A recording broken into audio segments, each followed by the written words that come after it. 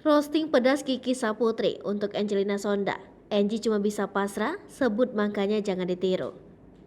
Kiki Saputri menjadi viral kembali karena gayanya berani merosting mantan anggota DPR RI Angelina Sonda.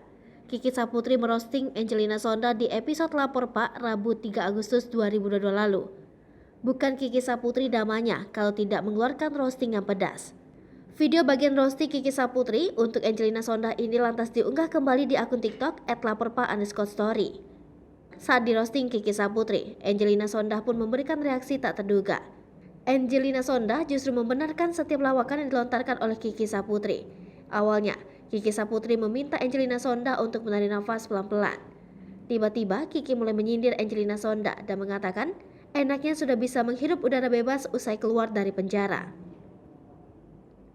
Sontak, Angelina Sonda langsung menjawab pertanyaan Kiki Saputri.